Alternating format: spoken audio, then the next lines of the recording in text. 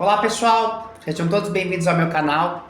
Pessoal, peço por gentileza que vocês, antes de iniciar o vídeo, se inscrevam, dê o seu like, ative os sininhos das notificações e contribuam para o desenvolvimento do canal.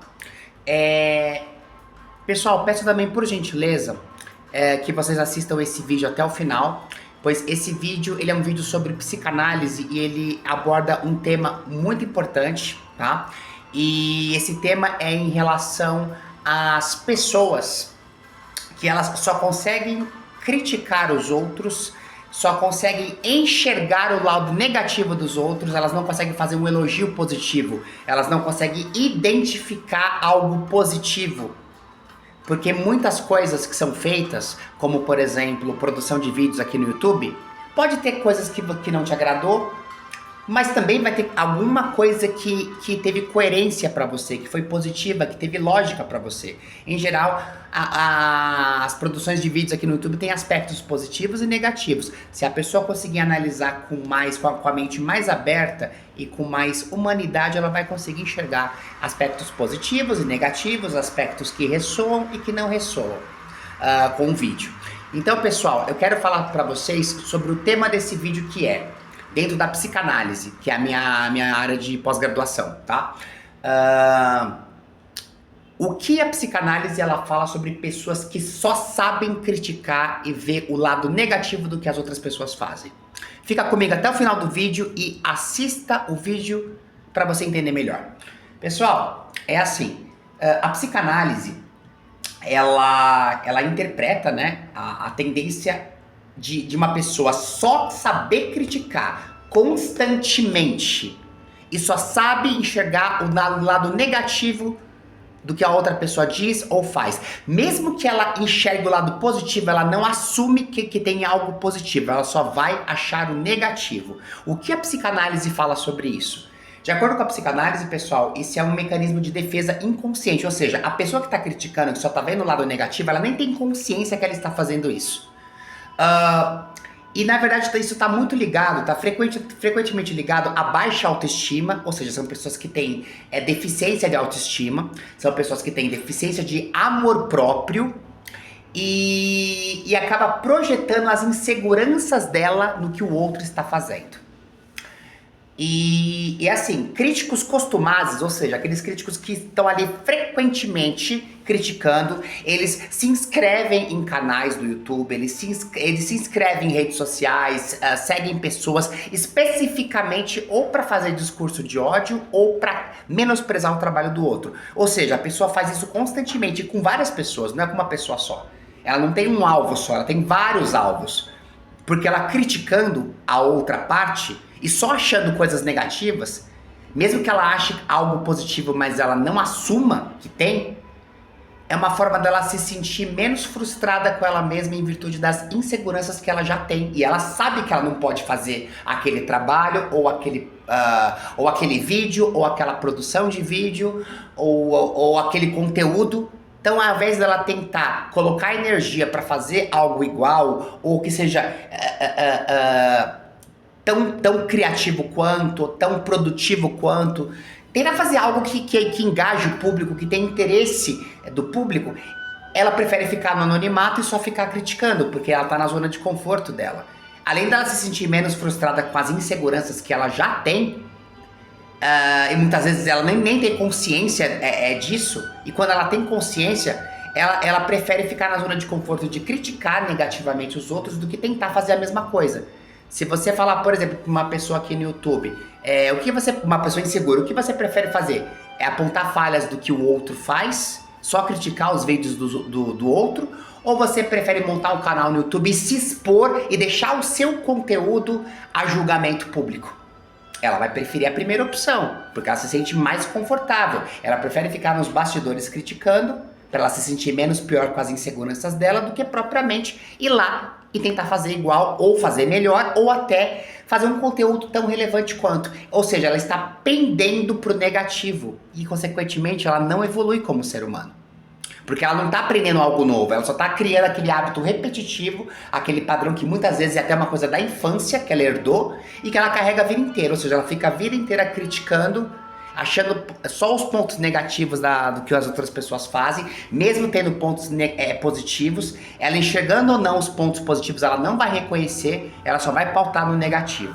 Então, pessoal, é um caso de saúde mental, tá? É muito importante essas pessoas que criticam entender que elas estão projetando seus próprios defeitos e inseguranças nos outros, ou buscando uma falsa sensação de superioridade através da depreciação alheia.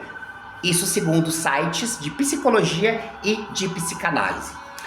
A crítica excessiva, pessoal, para poder complementar o vídeo aqui, desculpe, ela pode ser analisada sobre diferentes perspectivas psicanalíticas. Vamos lá. Qual que é a primeira? A primeira delas é a projeção, que é o que eu acabei de explicar, né? A psicanálise, ela sugere que tendemos a projetar em outras pessoas características que não aceitamos em nós mesmos. Assim, quem critica excessivamente ou só sabe ver o lado negativo do que as outras pessoas dizem e fazem, mesmo ela enxergando o lado positivo, consciente ou inconscientemente, ela não vai assumir algo positivo no que os outros fazem, só o negativo. Pode estar projetando seus próprios defeitos e inseguranças nos outros, que é um ponto que eu já acabei de explicar, expliquei 2 vezes inclusive. Baixa autoestima, que é outro ponto que eu expliquei, mas indo mais a fundo agora, a crítica pode ser uma forma de mascarar sentimentos de inadequação e baixa autoestima. Ou seja, uma pessoa que tem lacuna de amor próprio, lacuna de autoestima e de autoconfiança. Então ela prefere ficar criticando do que tentar fazer igual, até porque ela não consegue. Mas a questão é assim, se ela conseguisse, mediante apoio psicológico ou psicanalítico, ela conseguisse trabalhar as questões de insegurança e de baixa autoestima dela, ela poderia até conseguir fazer um conteúdo tão bom quanto, ou até melhor, ou tão interessante quanto. O problema é que ela sabe que isso vai exigir muito esforço dela. Então o esforço é bem menor criticando, para os outros caírem, e aí consequentemente ela se sente menos frustrada com as inseguranças dela do que ela tentar fazer.